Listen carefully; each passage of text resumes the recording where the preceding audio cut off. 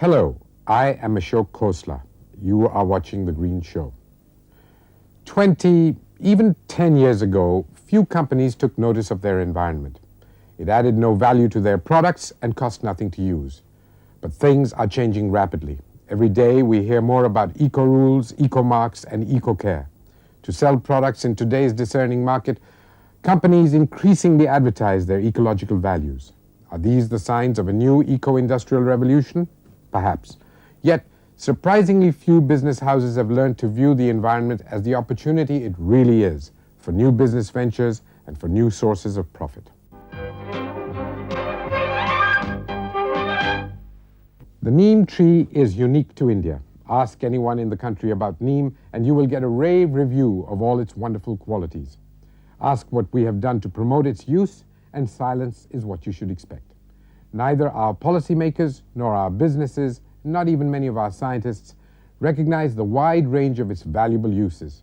It was only when researchers in the West discovered the incredibly versatile properties of neem that we ourselves began to realize its true economic potential. But are we acting fast enough to convert this extraordinary natural advantage into a real competitive edge?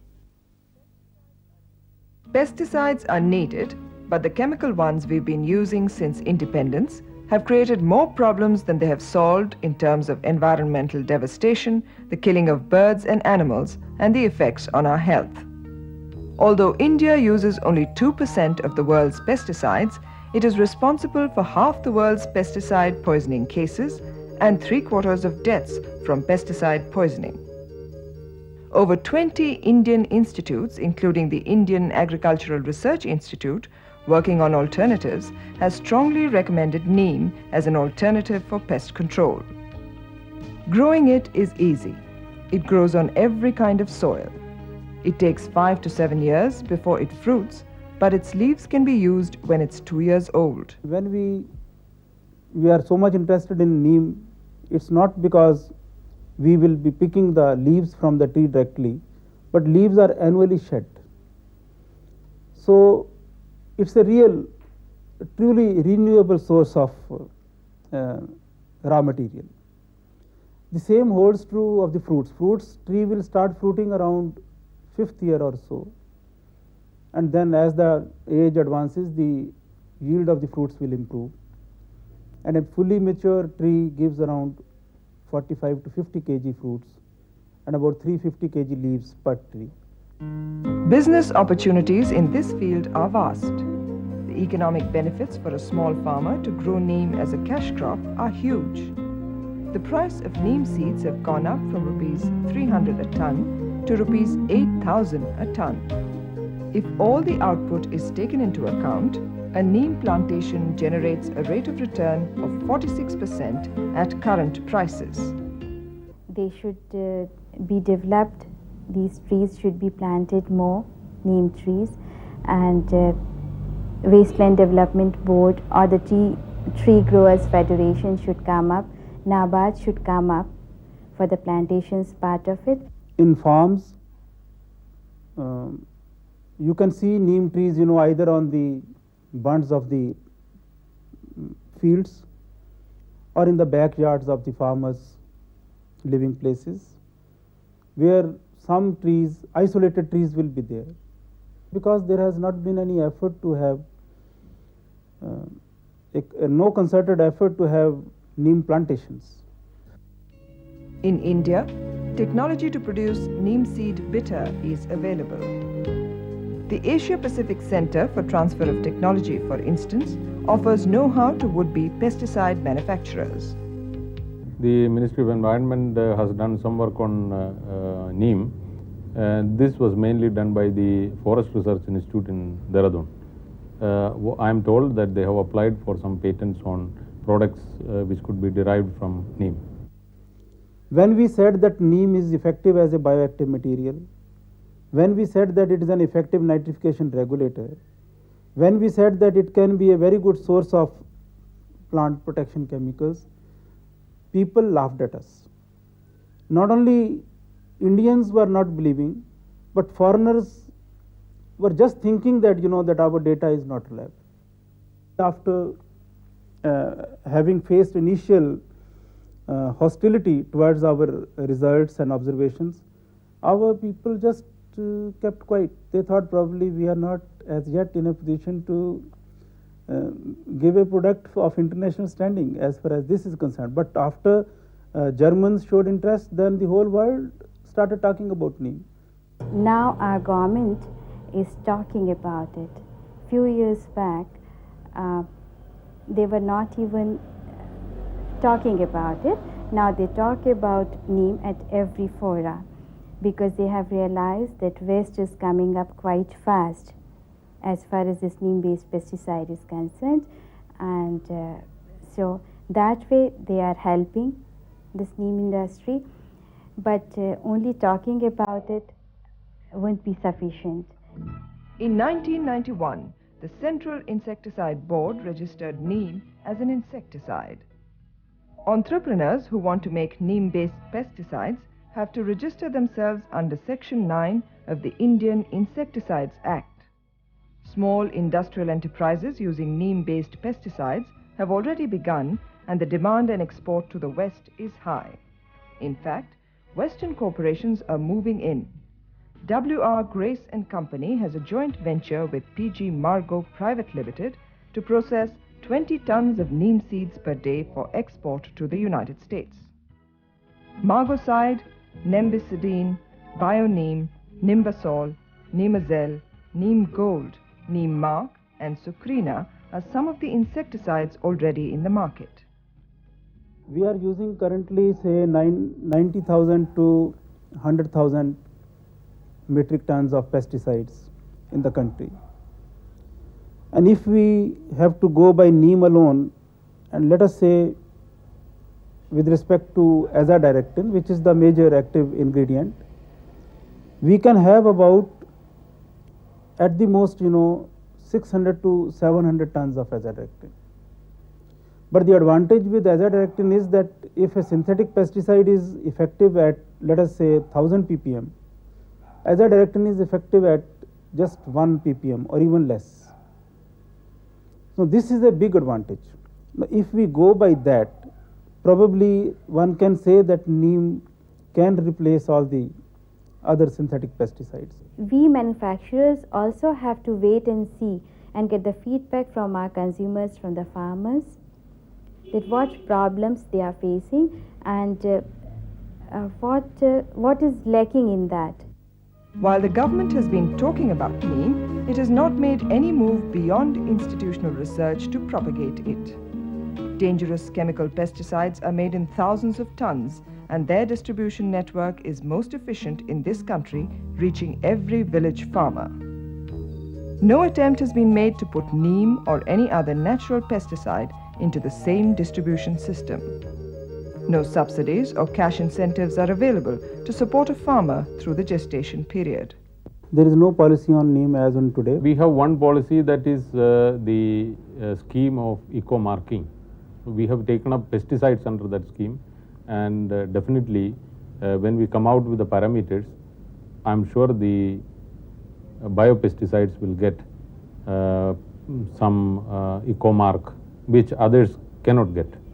So that will be a promotional scheme for pesticides derived from NEEM. The venture capital funds, they go for, mostly they go for the tested and tried technologies.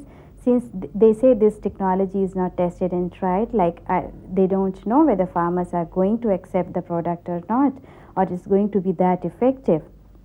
So they are little hesitant in providing the financial assistance. The point is that if any manufacturer is producing the biopesticides based on NEEM, he has to prove its success. It is not that the government will prove its success. He has to convince the banker, he has to convince the consumers that that is effective and also harmless. But NEEM is the future. It has been called the tree that solves global problems. Business companies that have studied the increasing demand to get rid of dangerous chemical pesticides would be wise to invest in the natural alternatives now.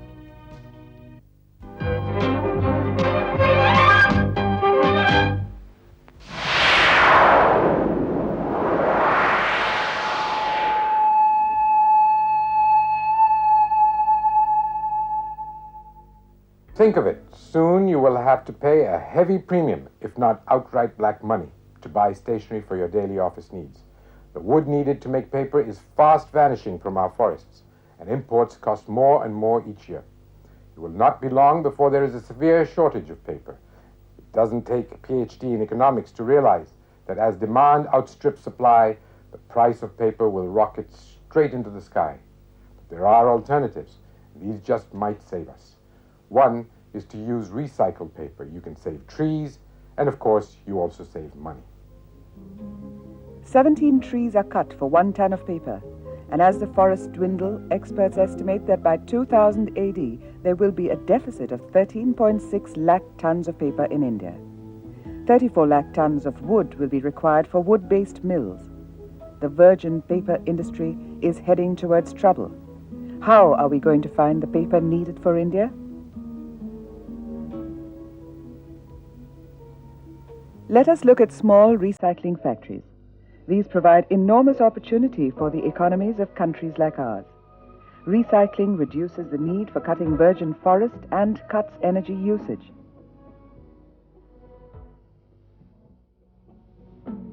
Wood-based industries consume about 1,600 kilowatt-hours per ton, whereas waste paper-based mills consume 1,000 kWh per ton. Similarly, 1.7 tons of coal is needed in the production of 1 ton of wood-based paper against 0.6 tons required in the waste paper mills per ton of paper production.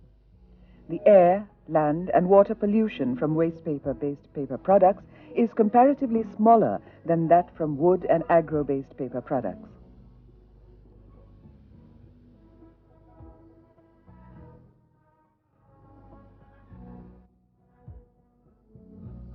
Small-scale units convert renewable resources into marketable products, creating jobs for a few thousand rupees and cleaning up the environment. The process involved in handmade paper is environment-friendly, using simple technologies and non-hazardous chemicals. The capital investment, energy and water consumption is low. China nets about $100 million per annum via the export of handmade paper, while India produces about 7,000 tons that earn a mere $1 million. It is an industry whose time has come.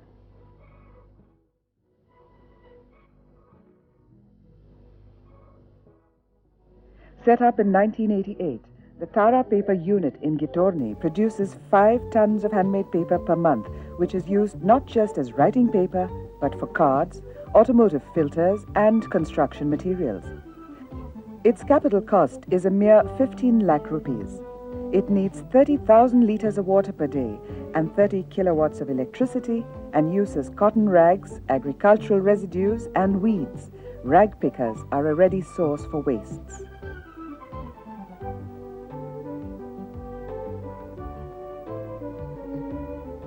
The unit employs 50 people, mainly women, and creates another 100 jobs by collecting and preparing the materials.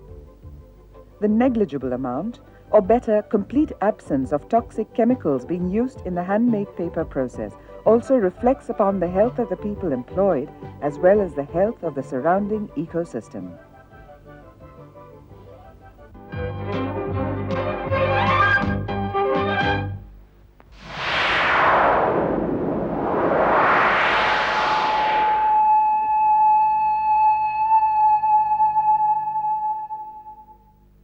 Remember the two shoe salesmen who were sent to a very poor part of the country for a market survey? One reported that the whole trip was a waste. There was no market there since no one wore shoes.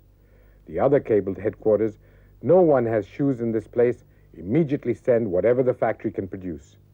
For some, the glass is always half empty. For others, half full. The exotic Andaman Islands provide the setting for a story where environmental limits became tourism opportunities, hotel losses were turned into corporate profits, and skepticism was humbled by vision and pragmatism.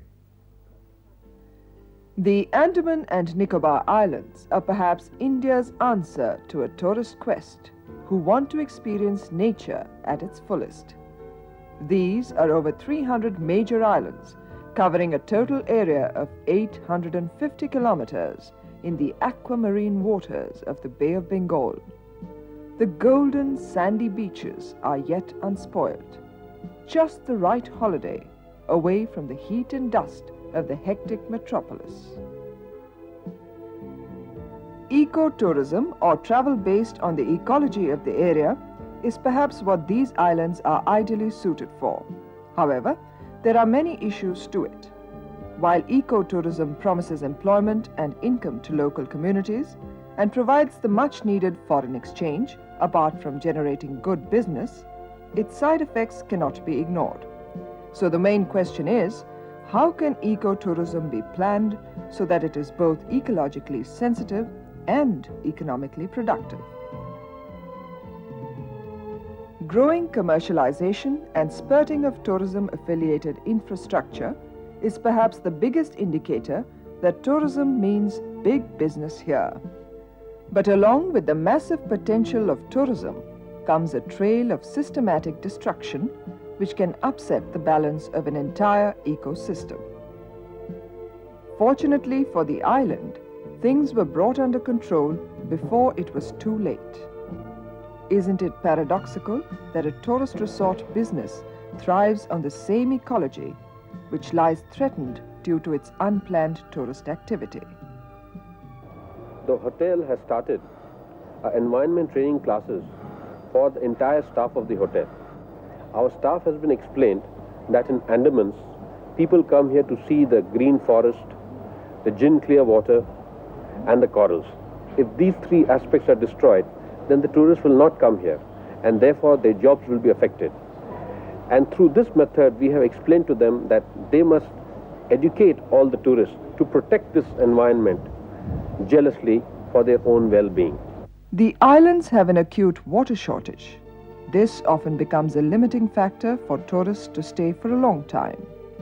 How can a five-star hotel survive with limited water? In order to conserve water, the unit last year decided to harvest rainwater.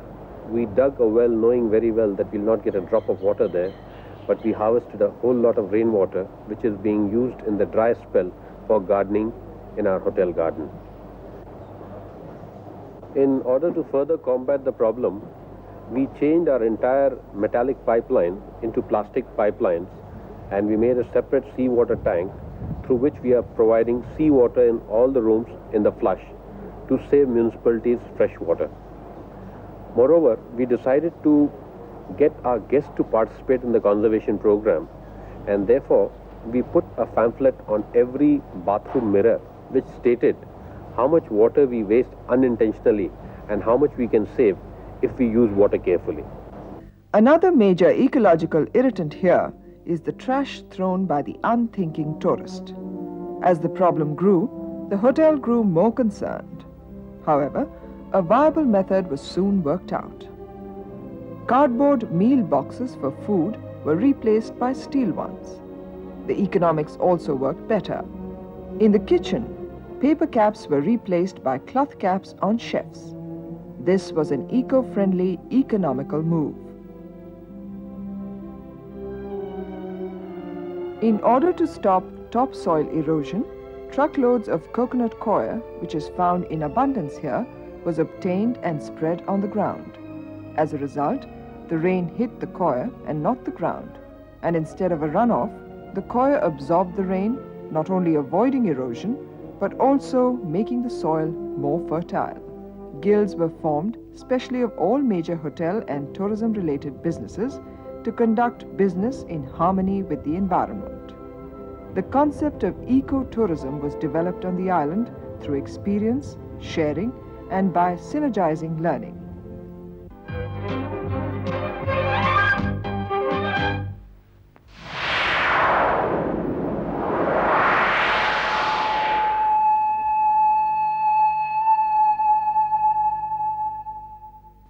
As for people and communities, water is the lifeline of most industries. However, by the time the water runs its course through an industrial process, it usually gets heavily polluted with wastes and toxic chemicals. If untreated, the effluent can contaminate the very sources from which the industry draws its water in the first place. Thus, treating effluents is not only good for the wider environment, but a necessary element of long-term self-interest.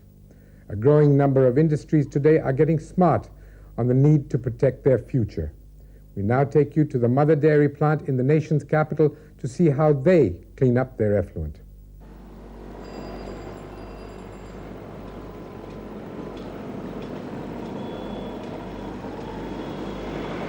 Delhi's Mother Dairy, the first of the largest liquid milk plant in Asia. Evolved as an integral part of the Operation Flood, the world's largest dairy development program, it procures milk in bulk and sells it through its bulk milk vending booths. The dairy was commissioned in December 1974 with an installed processing capacity of 400,000 litres a day. Today, Mother Dairy is capable of storing, clarifying, homogenizing and pasteurizing 650,000 litres of milk per day. Mother Dairy follows a strict system of quality control to maintain the high quality of milk provided to the Delhi consumer. Besides product control, strict control is kept on sanitation. The importance of clean water in the plant, therefore, hardly needs to be emphasized. However, this water, after passing through the stages in milk processing, gets polluted by various dairy wastes. These effluents, though non-toxic, are ecological pollutants, and if allowed to flow out untreated, can pollute the river and the groundwater in its course. If any industry is there, during its operation, it is bound to produce some waste products, maybe during cleaning operations or during handling of the products. And these waste products, if you just let it flow on the land or in the river, it will spoil the aquatic life in the rivers, and on the land it will spoil the groundwater. And this water has to be utilized for the industry for various purposes, and they have to remove all these chemicals, let us say. Maybe the dairy industry do not have any toxic material, but other industries, the chemical industries or electroplating industries or paint industries or sugar industries, they have a lot of chemicals which will percolate down, and the composition of the water will change. This will affect their day-to-day use either for drinking or for using for various purposes in their respective industries. Conscious of its social responsibility to the environment and realizing the long-term benefits, Mother Dairy was one of the first industries to set up an effluent treatment plant with a capacity of 15 lakh litres a day in 1982. The raw effluent, comprising of dairy waste and domestic sewage from the staff quarters, is removed of the floating grease and conveyed to the equalization tank. Here, the effluent is aerated to maintain uniformity in characteristics with the help of air blowers. The pH levels are constantly monitored to ensure homogeneity. The aerated effluent is then passed on to the aeration tank. The heart of the treatment scheme, this tank is an aerobic biological reactor which is designed on the basis of the activated sludge process. This involves stabilization of the organic matter by the action of various microorganisms in the presence of oxygen. The overflow of the mixed liquor, suspended solids, or the MLSS from the aeration tanks is received in the clarifier, where the suspended solids are readily separated from the water. The settled sludge is pumped out by the sludge pumps to the aeration tanks continuously to maintain the required MLSS. The excess thickened sludge is pumped out to the sludge drying beds for dewatering. The solid matter left behind after the subsequent evaporation of water yields a rich manure. This is then dug out by Mother Dairy to be used in their own gardens.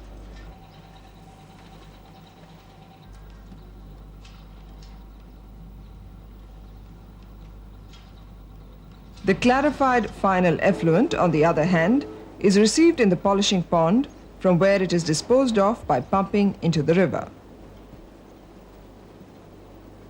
This water is also used by the dairy gardeners for their plants, and sure enough, Mother Dairy has won many awards for its gardens. Treated effluent, we can use it not only for garden, maybe by putting a suitable equipment, we can use it for various purposes in the industry also. Maybe there are equipments available by which you can use it as a drinking water also. Maybe the initial cost may be high, but on the long run, maybe it will be beneficial for you. You need not depend upon the extra source of water. Mother Dairy's commitment to the environment contributes significantly to its success, and it surely would encourage a lot of other industries to take up similar steps.